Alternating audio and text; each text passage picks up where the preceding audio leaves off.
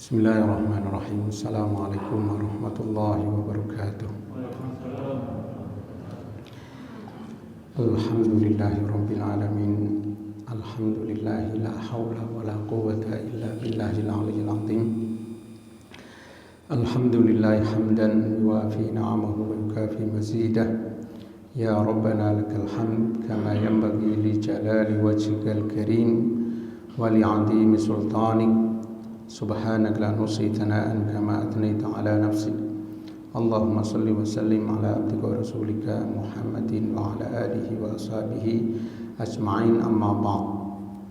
Ma'asyiral hadirin, Bapak dan Ibu sekalian, alhamdulillah kita sudah berRamadan.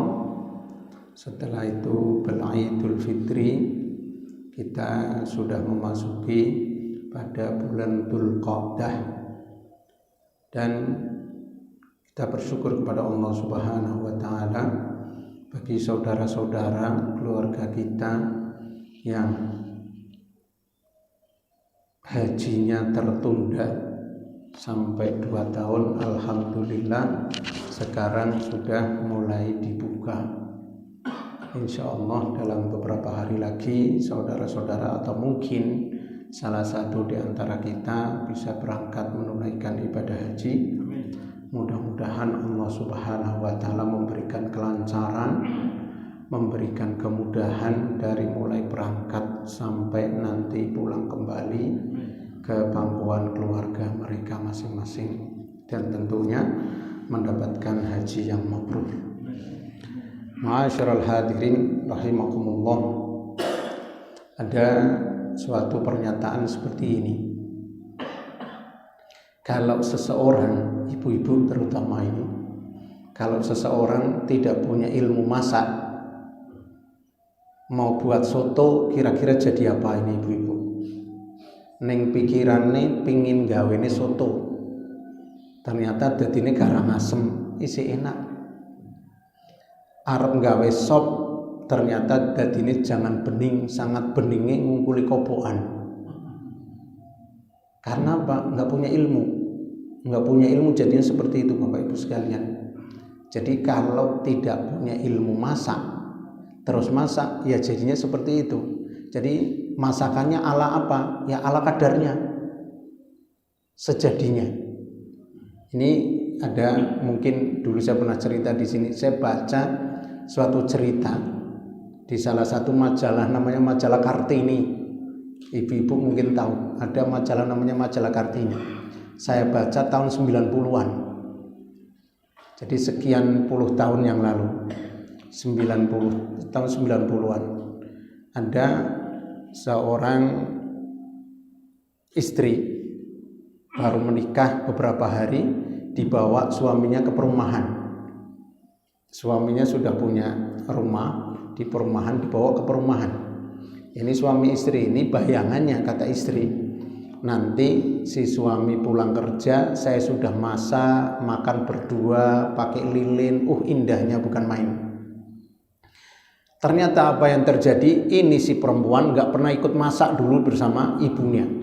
Jadi di rumah alamat ke dapurnya gak tahu, apalagi bisa masak. Suaminya jarak berapa hari cuti, selesai suaminya bekerja, dia keluar dari rumah mencari sayuran, ingin buat bergedel, masak sop, nasinya nasi liwet, belum ada magicom saat itu.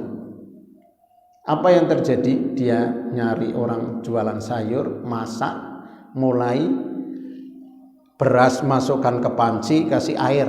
Setelah itu mulai masak bergedel dengan asumsinya sendiri, coe koyo iki. Dia dibuat seperti itu, dimasak piar pecah, digoreng lagi piar pecah. Akhirnya apa? Dari mulai jam 10-an sampai jam 2 isinya nasi gosong sama bergedel gosong. Lah sayurnya di mana? Sayurnya masih utuh di dalam tas kresek, belum diapa-apain. Bayangan hari pertama suami pulang kerja indah sekali. Apa yang terjadi? Suami pulang kerja dapatnya nasi gosong, bergedel gosong sama rambanan ada di tas kresek. Maklum nikah baru beberapa hari sehingga kata si suaminya udah kita nikmati aja. Coba kalau kejadian begini sudah 5 tahun atau 10 tahun, itu si istri ditendang lewat jendela. Apa yang terjadi Bapak Ibu sekalian? Setelah kesandung seperti itu, besok paginya ketika si suami mau berangkat kerja, si istri minta izin, "Mas, kalau jenengan berangkat kerja, saya antarkan ke rumah ibu mau belajar masak." Jadi subhanallah, ini istri bukannya dia begitu kapok setelah itu nggak mau masak, tapi saya diantar ke rumah ibu, saya mau belajar masak. Kata suami, bagus sekali ini. Akhirnya apa yang terjadi Bapak Ibu sekalian? Ini yang nulis di majalah ini adalah istri tadi, yang kepentok nggak bisa masak, istri tadi. Si istri nulis itu, ketika nulis dia penghasilan dari cateringnya sudah lebih besar dari gaji suaminya yang bekerja di kantor. Jadi dia belajar masak, setelah itu pinter masak, setelah itu menerima orderan masak dari tetangga-tetangganya, akhirnya terkenal, dia buka catering. Jadi intinya apa? Seseorang yang tidak punya ilmu memasak, akhirnya masaknya alanya ala kadarnya. Madhabnya apa? Madhabnya coe karo jari. Coe koyo iki, jare koyo iki, jare niki koyo iki lho. Kalau sekarang Pak, jenengan mau masak, jenengan nggak punya ilmu masak sama sekali, yang penting punya HP, ada kuotanya, jenengan bisa masak apa saja. Karena di situ masak apa saja adalah jenengan diajari dari A sampai Z. Zaman saat itu belum ada. Makanya ada sebuah syair mengatakan seperti ini, wa kullu man bi ghairi ilmin ya'malu a'maluhu mardudatun la tuqbalu. Ini kalau yang awalnya fa'alimun bi ilmihi lam ya'malan mu'adzabun min qabli ubatin wasan. Seorang yang alim, dia tidak melakukan apa yang dia ketahui, tidak mengaplikasikan di situ, maka dia disiksa oleh Allah Subhanahu wa ta'ala sebelum orang-orang yang menyembah berhala. Ternyata jadi orang alim itu mengerikan Bapak Ibu. Syair bait yang selanjutnya seperti tadi, seseorang yang melakukan ibadah tanpa didasari ilmu, maka a'maluhu mardudatun la tuqbalu. Amalnya tidak bisa diterima. Kenapa? Mazhabnya coe karo jari. Makanya di sini alhamdulillah, nikmat yang sangat besar bagi kita adalah nikmat kita mau melangkahkan kaki untuk belajar. Begitu banyak orang yang mendapatkan nikmat kesempatan dan lain sebagainya, nikmat yang banyak, tapi tidak mempunyai nikmat yang namanya kemauan untuk belajar.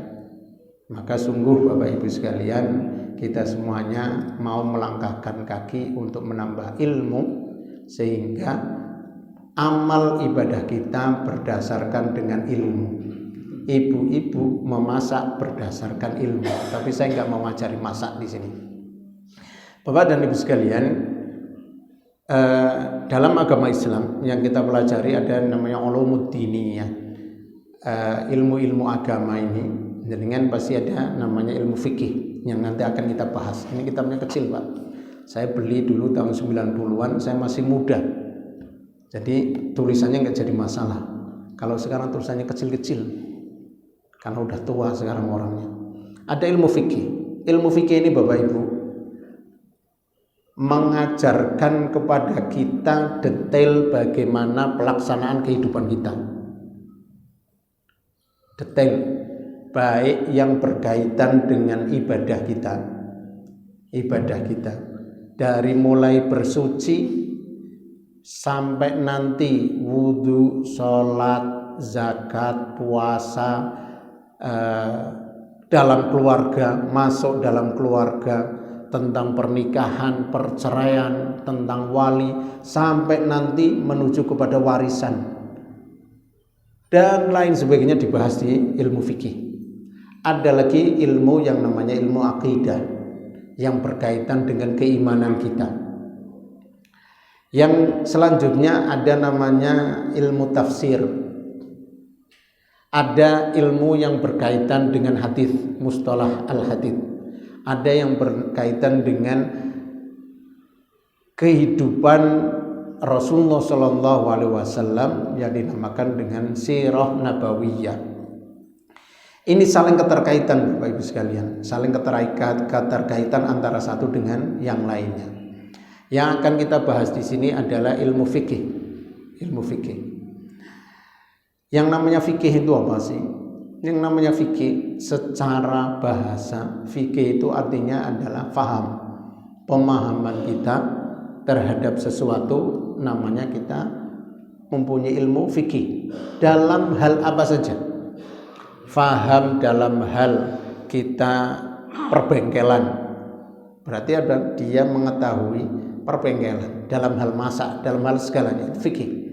Sedangkan fikih yang akan kita bahas adalah istilahnya seperti ini: ma'rifatul ahkam asy-syar'iyyah al-muta'alliqah bi a'malil mukallafin wa aqwalihim al-muktasabah min adillatit tafsiliyah, yaitu mengetahui hukum-hukum syar'i yang berkaitan dengan perbuatan kita, baik yang berkaitan dengan perbuatan maupun ucapan, yang diambil dari dalil-dalil yang rinci dari Al-Quran dan dari hadis. Makanya tadi saya sampaikan bahwa antara ilmu satu dengan yang lainnya saling keterkaitan. Contohnya seperti ini. Kita mengetahui bahwa kalau sholat itu harus niat sholat, kalau wudhu harus niat wudhu, kalau ibadah harus ada niat. Karena di dalam hadis Rasulullah SAW, innamal a'malu binniyat. Para ulama mengambil innamal a'malu binniyat ini dimasukkan ke dalam setiap pelaksanaan suatu ibadah harus diawali dengan niat.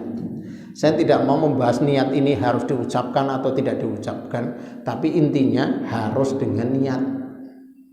Kita lihat dalam wudhu. Allah Subhanahu wa taala menyatakannya dalam wudhu, ya ayyuhalladzina amanu idza qumtum ilas sholati faghsilu wujuhakum wa aydiyakum ilal marafiq.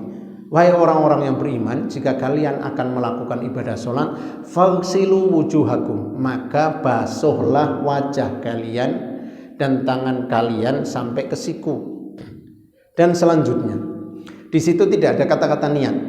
Tapi kalau jenengan baca di mana saja, wudhu harus diawali dengan niat. Jenengan sholat diawali dengan takbiratul ihram, Allahu Akbar. Allahu Akbar di situ jenengan niat. Ketika jenengan mau haji, mau umroh, ada namanya ihram. Ihram di situ adalah niat untuk melakukan ibadah haji. Diambilnya dari mana? Dari hadis innamal a'malu binniyat, masuk ke dalam ranah ibadah yang kita lakukan diawali dengan niat. Akhirnya kita akan mengatakan bahwa niat adalah dalilnya hadis ini. Ya, yang selanjutnya, annas salata ba'dal asri makruhatun akhdan min nahyihi sallallahu alaihi wasallam. Rasulullah sallallahu alaihi wasallam pernah melarang seseorang sholat setelah asar, sehingga sholat sunnah setelah asar dilarang.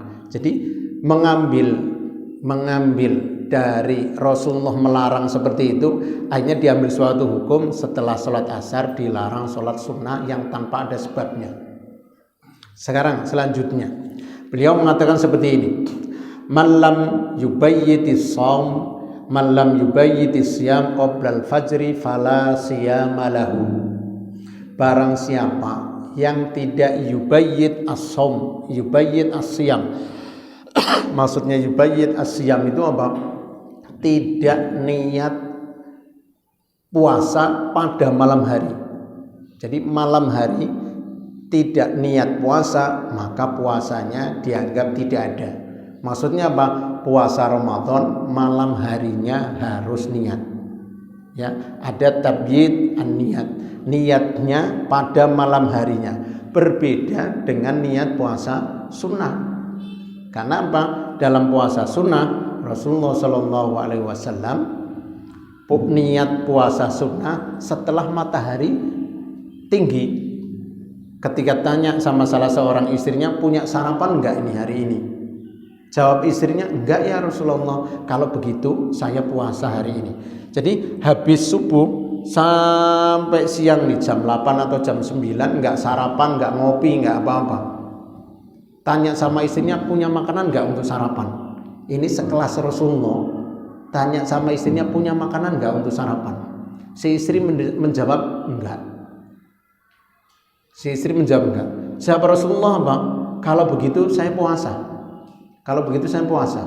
Jadi apa? Akhirnya puasa sunnah niatnya boleh di pagi hari setelah kita sholat subuh, jalan begini, yang penting belum makan, belum minum di situ, belum melakukan hal-hal yang membatalkan puasa, akhirnya puasa bisa dilakukan pagi hari.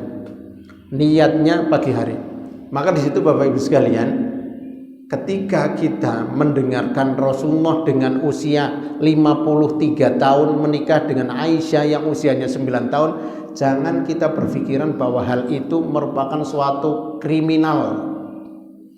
Kalau zaman sekarang tuh ada orang usianya 53 tahun menikah dengan 9 tahun dapat semprit itu, prit dari KPAI, dari HAM, perlindungan anak. Tangkap itu bisa dipenjara, bisa dipenjara zaman sekarang. Zaman sekarang bisa dipenjara. Rasulullah SAW itu kenapa menikahnya dengan Aisyah? Aisyah sangat cerdas sekali sehingga kita mendapatkan banyak riwayat yang berkaitan dengan sesuatu yang di dalam rumah. Termasuk seperti tadi. Rasulullah di rumah, Aisyah pernah cerita mandi bareng bersama Rasulullah, kemesraannya Rasulullah, sehingga kita bisa mencontoh, Rasulullah seperti ini dengan istrinya, Rasulullah seperti ini. Rasulullah melakukan sunnah puasa sunnah, ternyata niatnya siang hari, kita dapatnya dari Aisyah tuh. Kita niatnya dari Aisyah. Lah, makanya sungguh menikahnya Rasulullah dengan Aisyah, ini Aisyah itu seperti ini, flash disk. Seperti flash disk, menyimpan apa-apa yang disampaikan oleh Rasulullah sehingga kita mendapatkan manfaat yang banyak. Selanjutnya Bapak Ibu sekalian, yang namanya fikih tadi berkaitan dengan pemahaman kita terhadap ahkam asy-syar'iyyah, hukum-hukum syar'i. Fikih juga diistilahkan untuk hukum syar'i itu sendiri. Hukum syar'i sendiri. Apa? Tentang sholat, berarti itu fikih. Tentang puasa, hukum-hukum tentang puasa, ini fikih. Jadi secara global bahwa yang namanya fikih adalah tentang mengetahui hukum syariah dan hukum syariah itu sendiri. Sekarang hubungannya Bapak Ibu antara fikih, ilmu fikih ini dengan ilmu akidah yang berkaitan dengan keimanan kita.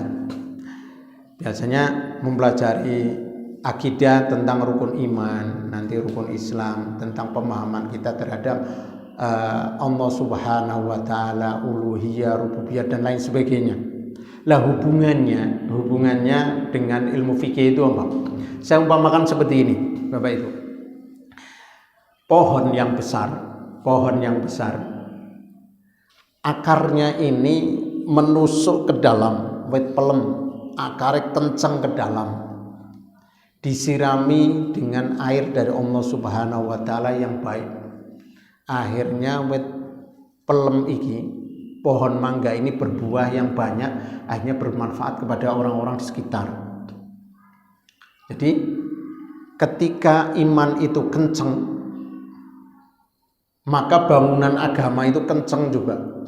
Disiraminya apa? Disiraminya dengan ketaatan kepada Allah Subhanahu wa taala, akhirnya berbuahnya adalah akhlak. Akhlaknya baik. Imannya kencang, kalau tidak disirami lama-lama juga hilang. jagung ketika ditanam tidak disirami, tumbuh tuh Pak. Wet cabai, jenengan nyebar cabai. Itu 1-2 hari tumbuh, tapi setelah itu diamkan aja, kering dia. Jadi pertama aja tumbuh, setelah itu nanti kering. Demikian juga pepohonan yang besar pun seperti itu, tumbuh dinengge baik, lama-lama juga mati. Iman kita kencang, diemin aja nggak diapa-apain. Maksudnya apa? Tidak ada ketaatan dan lain sebagainya. Apa yang terjadi? Lama-lama juga kering. Ketika ada banjir katut wis. Kalau sarimi karo gula karo beras katut tuh seperti itu. Akhirnya ada orang di daerah sana ada pemurtatan, ada ini gara-garanya seperti itu. Gara-garanya seperti itu. Makanya di sini ada keterkaitan antara keimanan dengan perbuatan yang dilakukan oleh hamba Allah. Kita mukallaf, orang yang diberikan beban untuk melakukan ibadah. Keimanan ditambah ketaatan, jadilah. Makanya Allah Subhanahu wa taala lihat mengatakannya. Seperti tadi yang berkaitan dengan wudu saja diawalinya dengan ya ayyuhalladzina amanu idza qumtum ilas sholati. Idza qumtum ilas sholati. Jadi di sini orang beriman, setelah itu idza qumtum ilas sholati. Jadi apa? Diatur orang yang beriman ini idza qumtum ilas sholati. Jika kamu akan melakukan sholat. Yang melakukan sholat siapa? Yang amanu. Yang tidak amanu, yang tidak ada keterikatannya dengan amanu silahkan. Ya, yang tidak ada keterkaitannya dengan keimanan kepada Allah Subhanahu wa taala, maksudnya apa? Dia tidak mempunyai keimanan. Makanya apa? Tidak idza qumtum ila sholati, tidak kutiba alaikumus syiyam. Tidak ada seperti itu. Maksudnya apa? Orang yang tidak beriman tidak melakukan itu semuanya, tidak dipanggil oleh Allah Subhanahu wa taala. Makanya saya sering mengatakannya, wahai orang-orang yang beriman, yang tidak beriman tidak tidak dipanggil oleh Allah Subhanahu wa taala. Akhirnya apa? Dia bebas. Tidak mau melakukan puasa, tidak mau melakukan sholat, tidak mau melakukan ibadah, silahkan kamu jangan jadi orang beriman. Tapi kalau sudah masuk ke dalam keimanan, maka ada kewajiban-kewajiban. Makanya lakum dinukum waliyadin. Sebelum masuk dalam keimanan ini, silakan dengan agamamu, saya dengan agamaku. Tapi kalau kamu masuk sudah ke sini, maka kamu harus mengikuti aturan-aturannya. Lah kalau mengikuti aturan-aturannya, harus mengikuti relnya, rel yang ada. Makanya di sini kadang ada orang mengatakan yang aliran-aliran di Indonesia yang lucu-lucu itu. Ada yang kemarin itu siapa yang akhirnya nabinya meninggal dunia itu. Nah, siapa? Lia Aminuddin yang ngaku sebagai Jibril. Ada lagi Ahmad Musaddiq yang ngaku sebagai Nabi Muhammad. Dua-duanya satu Nabi Muhammad, satu Jibril. Ditangkap Mabes Polri, ditemukan. Pernah nggak kamu ketemu ini Muhammad sama Jibril? Enggak, kan lucu. Malaikat Jibril sama Nabi Muhammad nggak pernah ketemu. Akhirnya kemarin meninggal di malaikat Jibrilnya. Saya nggak membayangin nih malaikat Jibril meninggal dunia ketika malaikat Israel datang. Itu Lia Aminuddin, malaikat Israel datang itu. Nah, kok Jibril ternyata. Itu orang aku seperti itu. Kalau dia masuk ke dalam agama ini selesai. Yang kemarin Pak, yang viral baru puasa kemarin kalau misalnya tuh, yang akhirnya digeruduk macam-macam. Dia mengatakan silahkan puasa ngerokok siang hari, silahkan hubungan suami istri siang hari, puasa silahkan, yang penting dengan istrinya sendiri. Ketika ditanya sama orang yang di depannya, bagaimana di dalam kitab ini nggak boleh, dalam kitab ini nggak boleh. Saya ini sudah ma'rifat, udah langsung hubungan dengan Allah, udah ma'rifat. Akhirnya buat itu sendiri. Bermasalah ini orang. Kalau sudah masuk ke situ, mau ustadz mau kiai harus mengikuti relnya, Lah ketika sudah amanu maka dia harus ngikuti realnya, dipanggil oleh Allah Subhanahu wa taala, ya ayyuhalladzina amanu kutiba alaikumusiyam. Kalau tadi jika kamu akan melakukan ibadah sholat maka fagsilu wujuhakum. Berarti apa? Syariat hukum tentang pelaksanaan wudhu. Ayat ini Bapak Ibu sekalian, surat Al-Maidah ayat 6, dengan pulang bisa baca di terjemahannya. Di situ Allah Subhanahu wa taala menerangkan tentang bagaimana berwudhu, bagaimana bertayamum, dan juga alasan mengapa kita bertayamum. Dan Allah Subhanahu wa taala menyatakan di situ bahwa dalam agama itu tidak sulit, tidak ribet. Itu di dalam satu ayat ternyata global. Dipanggilnya apa? Amanu dulu. Yang tidak amanu terserah kamu. Mau mandi terserah, enggak terserah. Selanjutnya di sini kaitannya dengan pelaksanaan secara global puasa dan zakat. Alladzina yuqimunas sholata wa yutuz zakata wa yutunaz zakata wa hum bil akhirati hum yuqinun. Itu juga berkaitan dengan masalah keimanan. Apa? Orang yang mendirikan sholat, membayar zakat, dikaitkannya juga apa? Wabil akhirati hum yuqinun.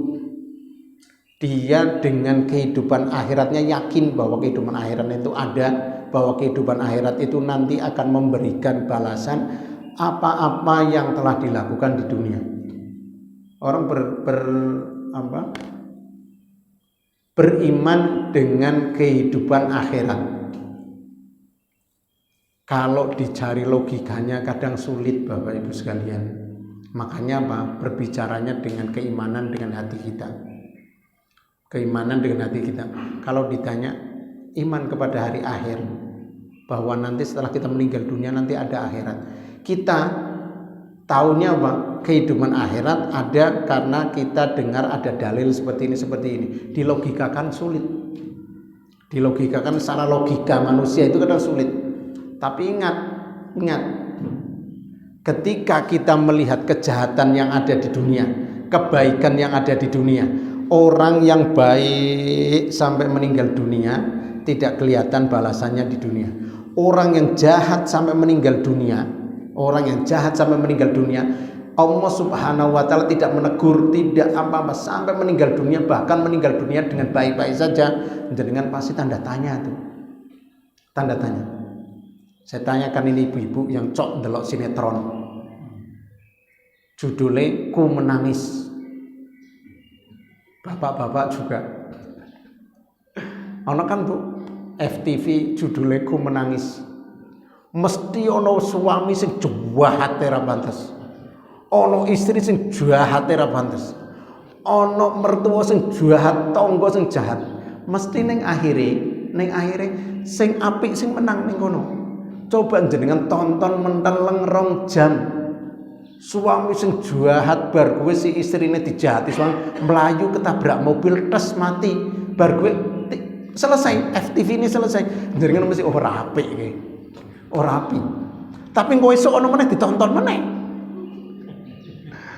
Bener aku menangis ke sedina dia melek sampai turu meneh ono. Alhamdulillah TV nggonku rusak.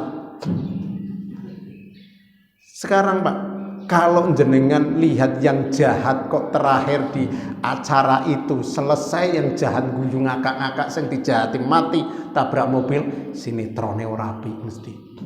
Menunjukkan apa?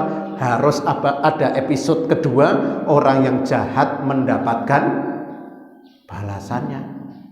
Itu Pak logikanya di dalam kehidupan kita seperti itu. Ketika kita di dunia ini wong sing jenengan anggap wong kelakuan jahat buat meninggal dunianya secara baik-baik saja. Nah, kalau seperti ini Pak, kadang kita dugal apa? Jahat por. Kurang sedina wong kuwi tobat bar kowe maune dudu wong Islam. Kurang sedina kowe mualaf mlebu agama Islam, setelah itu baik kowe esuk mati. gawe wong juwahate por sedina tok langsung dadi wong Islam, bar kowe meninggal dunia dosa-dosanya dihapus semuanya. Aku iri, aku pak dadi murtad, bar kowe mlebu meneh medeni malah kowe. Medeni malah kowe.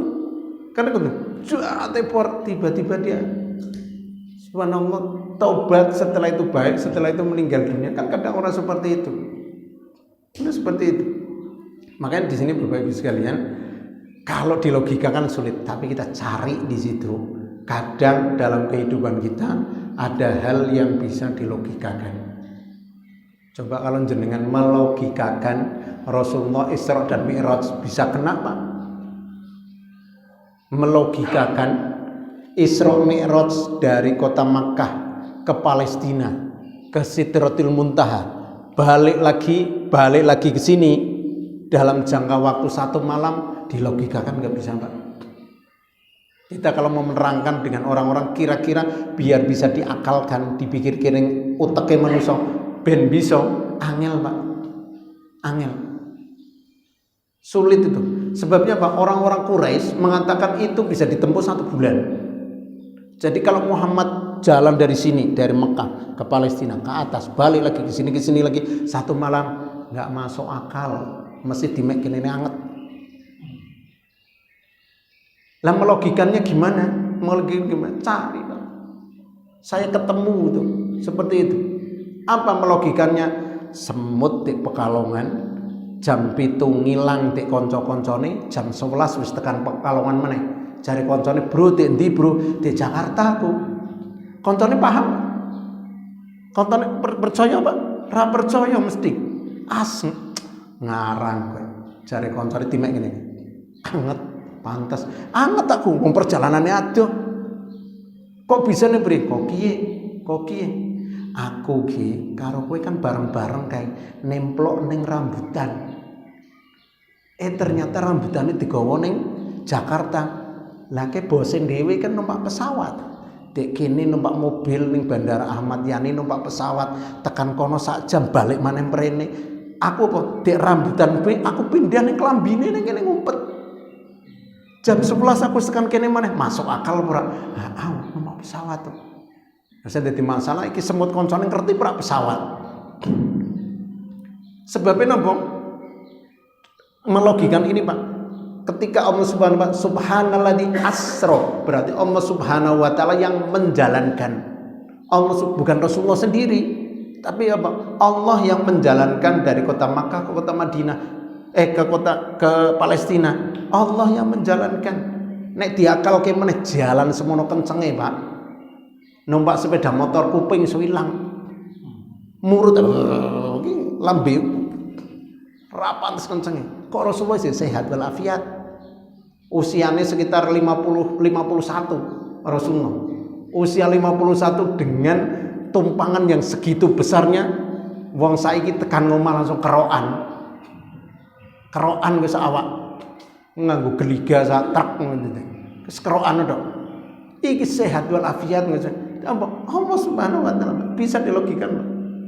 Niku Bapak Ibu sekalian, sehingga di sini disampaikan amanu dulu, setelah itu baru wa amilus solihati.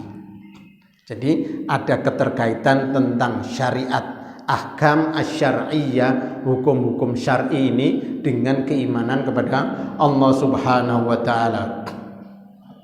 Itu yang berkaitan dengan masalah ibadah. Sekarang yang lain, Pak. Saya contohkan yang lain. Bukan masalah ibadah, tapi masalah tentang perbuatan. Apa? Tentang homer. Allah Subhanahu wa taala mengingatkan dulunya apa? Ya ayyuhalladzina amanu, orang beriman diingatkan innamal khamru wal maisiru wal ansab. Di situ amanu dulu, orang-orang yang beriman. Lah kalau orang sekarang dia merasa beriman, setelah itu masih minum-minuman yang seperti itu, apa yang terjadi? Perlu dipertanyakan. Orang yang beriman tidak mau berpuasa, perlu dipertanyakan. Seperti itu Bapak Ibu sekalian. Jadi apa? Amanu dulu. Nanti dia akan mengatakannya, kan homer Ustaz, ya enggak boleh. Homer yang nggak boleh. Berarti yang lainnya boleh. Maksudnya apa? Sama-sama dia memabukkan tapi bukan homer. Yang tidak boleh kan homer. Nggak boleh homer. Yang lainnya kerating deng campur apa Pak? Ning selawaran biasa aku ketemu kerating deng hemaviton jreng campur karo alkohol 70 dinum ning kono. Ada Pak di niki salah satu apotek di Pekalongan. Itu pelayan apoteknya udah familiar. Jadi iki si bocah iki teko, "Mbak, biasa, Mbak. Aku pernah tuku obat ning kono, Pak. Mbak, biasa, Mbak." Kata-kata biasa aku langsung dijukuke, Pak. Alkohol yang 70 tuh sama hemaviton jreng diberikan. Setelah itu diraciki ning apoteke. Ning apoteke, Pak. Setelah itu botolnya ditinggalke ning kono. Saya sama istri, "Dek, delon ke. Kil ning ngarepe wong akeh, disok ning kono. Karo air mineral sing semene. Berbeda dinum ning ngarep apoteke. Njiko ning ngarep apotek karo tukang parkir. Ning asli kae toleransinya tinggi. Terlalu toleransi nih. Akhirnya seperti itu. Itu Bapak Ibu sekalian. Jadi Pak, amanu, setelah itu Allah Subhanahu wa taala, innamal khamru wal maisiru wal ansabu wal azlam.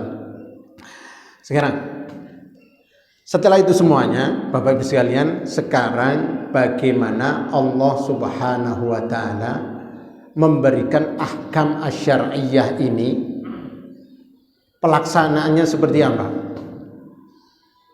Di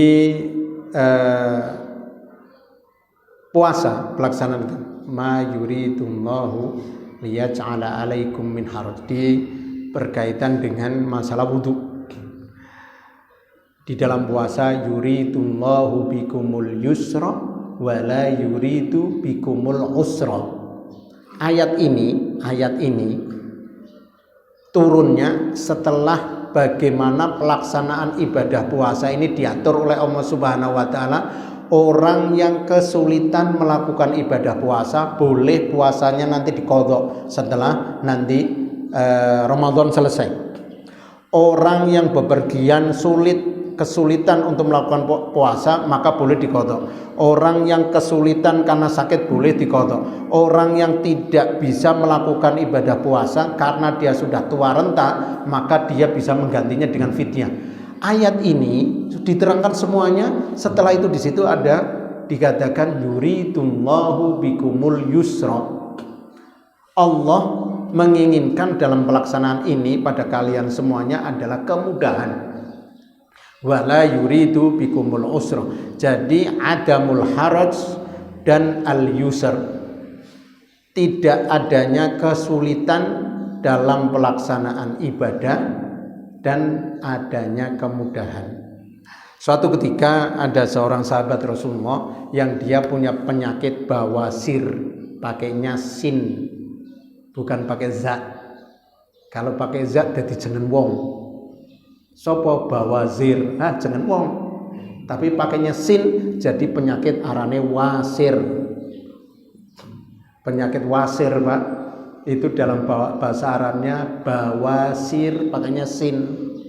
Jangan dibaca difase-fasekan pakainya za. Jadi bawazir nama orang. Nah, ada orang punya penyakit wasir, datang kepada Rasulullah SAW. Beliau akhirnya dia tanya, "Ya Rasulullah, bagaimana saya melakukan sholat? Caranya saya melakukan sholat itu bagaimana? Saya sulit." Jawabannya gini, "Sholli qa'iman, fa illam tastati' fa qa'idan, fa illam tastati' fa 'ala junbin, fa 'ala jambin." Kamu sholatlah berdiri kalau kamu bisa. Kalau tidak bisa, kamu sholatnya sambil duduk. Kalau tidak bisa, kamu sholatnya berbaring miring. Sekarang gini Bapak Ibu sekalian, Kadang orang jalan sehat walafiat, tapi ternyata ketika sujud, rukuk, setelah itu sujud mau berdirinya innalillahi wa inna ilaihi rajiun. Kadang ada yang seperti itu. Sehingga wong kadang seudon, kem mlakune cepet tapi sholat nggawa kursi. Orang ngerti kene bar sujud Pak tangine, ya Allah, kaya kuwi Pak, ternyata aku kaya kuwi. Ning dengkul ra karuan. Akhirnya kalau tidak bisa seperti itu ya sambil duduk. Nek ra bisa sambil telentang.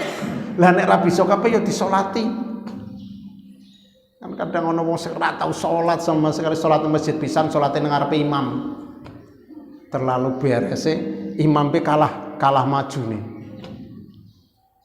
Untung imamnya salate ora nganggo rukuk nganggo sujud. Lah nek ning rumah sakit. Nek rumah sakit salat jenengan, ning rumah sakit jenengan sakit di rumah sakit jenengan salat, jenengan ngomong karo sing nunggoni. Nek orang ngomong aku wedine jenengan Allahu Akbar, garwane jenengan istri yang nunggoni ning kono dijak ndongeng jenengan jare Pak jarene iki wis tak sediake nggih. Ternyata jenengan, Bu isih salat Bu, anteng. Bismillahirrahmanirrahim. Dan Bu, aku Pak salat to.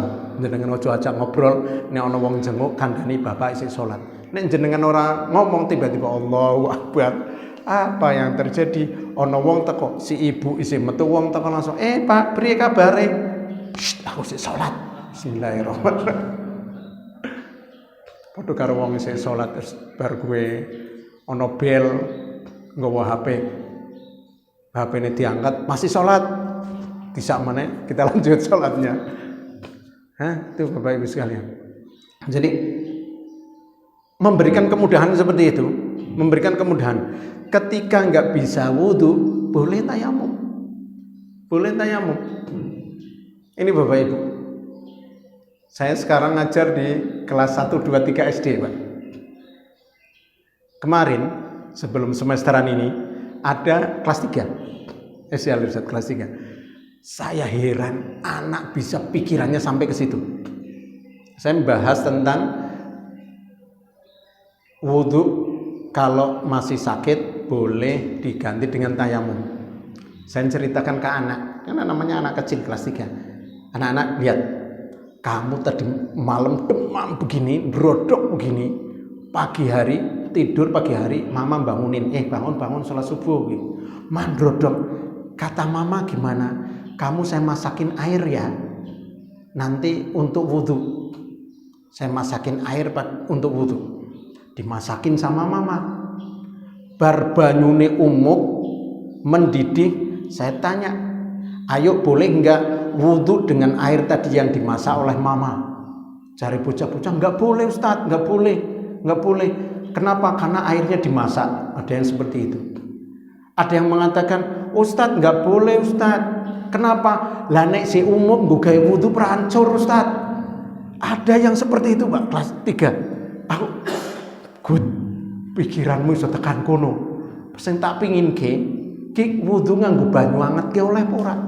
Tapi bocah mikire ki mau banyu nembe umum. Nggak boleh Ustadz. Nanti wajahnya panas bisa hancur. Kok bisa tekan kono bocah kelas 3 SD? Wajahnya hancur. Enggak. Maksudnya gini, airnya ditunggu sampai rada adem, nera dicampur. Maksudnya wudhu pakai air yang dimasak anget boleh enggak? Boleh Ustadz. Kelas 3 bisa nyampe ke situ Pak, anak sekarang.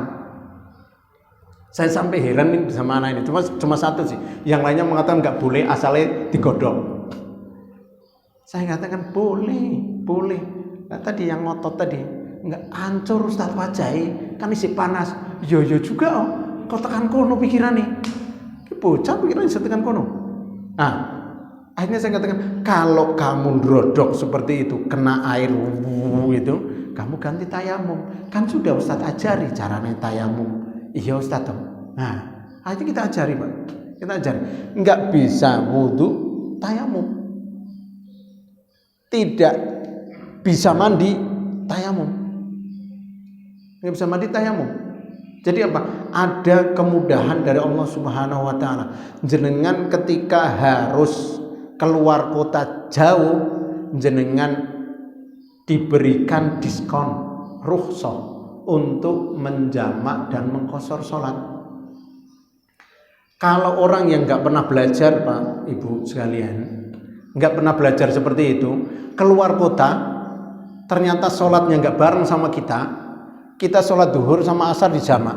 Tiba-tiba Pak, nanti jam 3:30 teman kita mengatakan, hehe, kapan paling rest area ini meneh? Lah nopo aku durung sholat asar. Lah iki Pak, sing goblok era muda-muda ki wong. Kenapa nggak pernah dengar jamak qashar seperti ini? Ambil itu rukhsah dari Allah Subhanahu wa taala. Ambil. Kadang orang sing gaya-gayanan, Pak. Gaya-gayanan. Ustaz, kan kita sudah sampai di Jakarta ini dan kita tinggal di Jakarta sampai beberapa hari ini, 2 atau 3 hari. Ngapain harus dijamak? Loh, kita diberikan rukhsah sama Allah Subhanahu wa taala. Saya pernah Pak ikut pelatihan di luar kota seperti itu. Sampai sana sekitar jam 1-an, saya jamak duhur sama asar.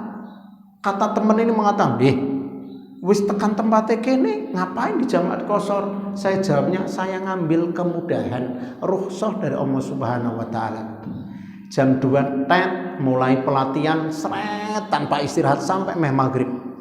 Sampai jam 5, maghribnya jam 5:30. Jam 5 Bapak Ibu sekalian break, silakan ngopi, ora urusan. Bapak Ibu sekalian silakan sholat, nggak ada. Break, silakan ngopi. Iki sing durung sholat asar pecicilan.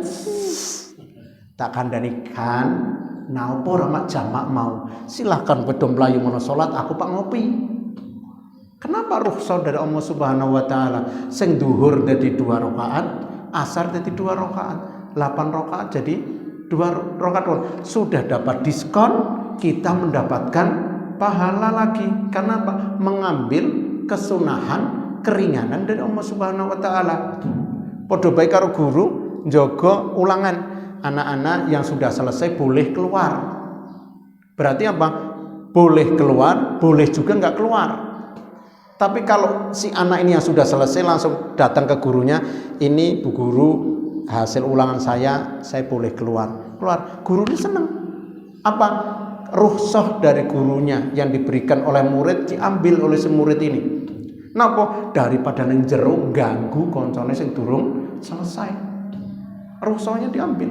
Ambil aja Pak.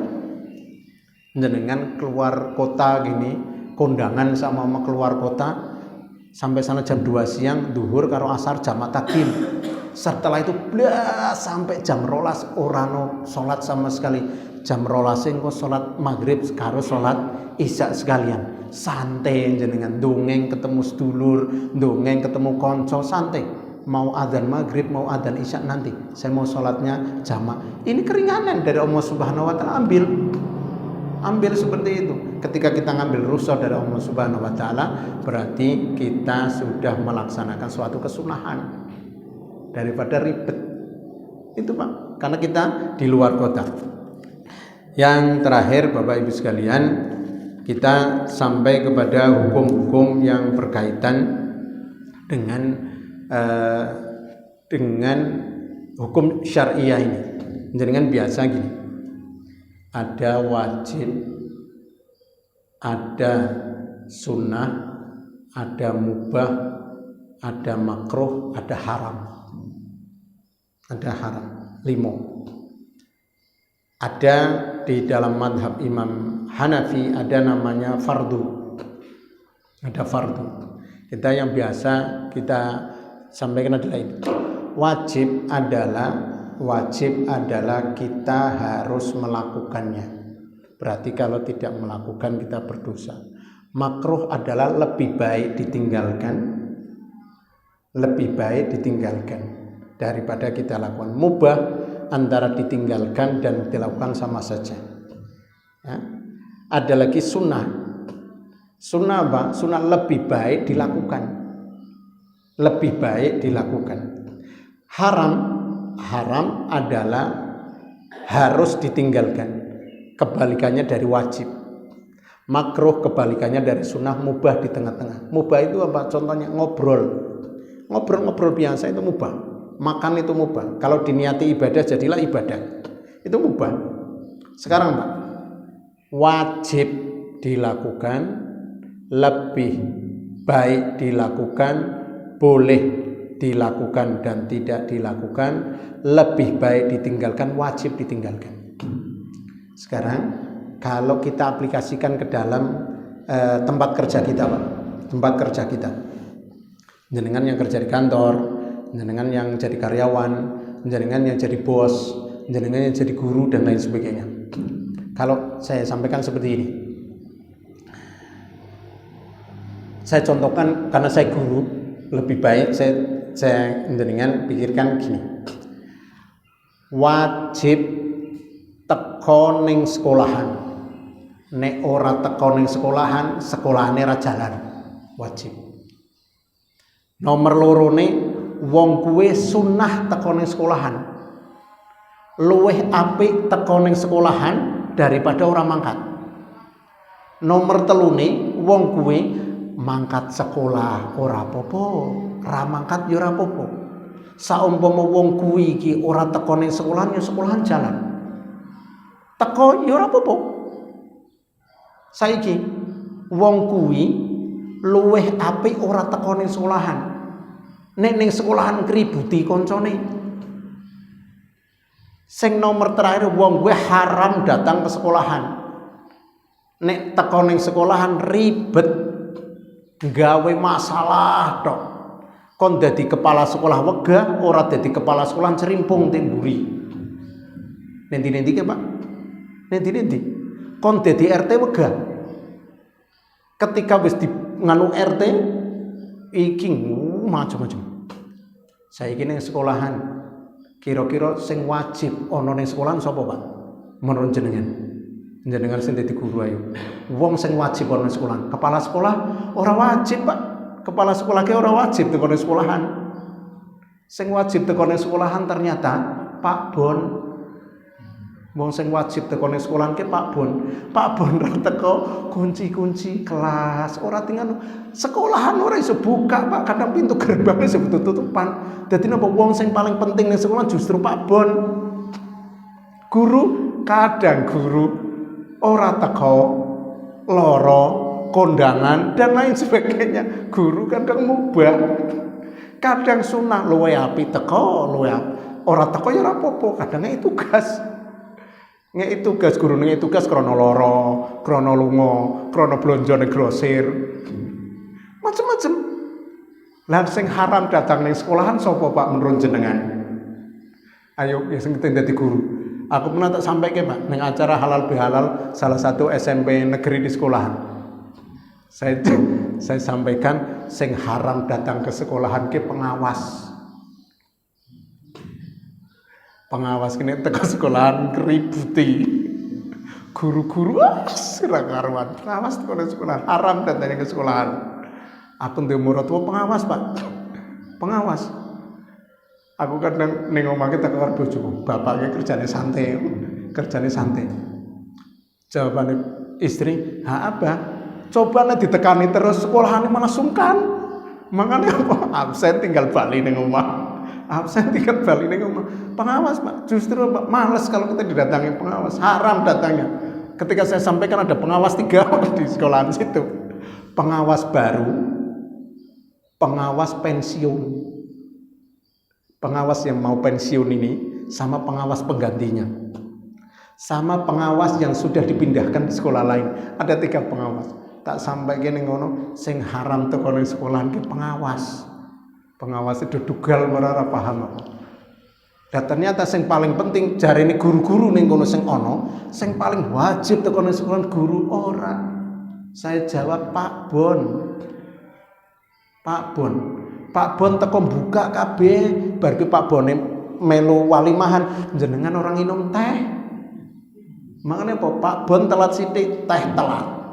Makanya apa? Sing paling penting justru Pak Bon, Pak. Dan jenengan yang tempat kerja ning kuwi Pak. Tempat kerja di tempat mana lah, perusahaan, di kantor mana, atau jenengan di rumah punya usaha, jenengan kok jadi bose, jenengan tiap hari tunggone ning kono ki pekerjaane kelimpungan mesti. Niku Bapak Ibu sekalian, intinya gini, dalam bahasan kita ini muqaddimah dalam ilmu fikih. Nanti di bahasan yang akan datang kita akan bahas tentang bersuci. Katoke gampang Pak, masalah bersuci ini. Nanti juga alat-alat untuk bersuci.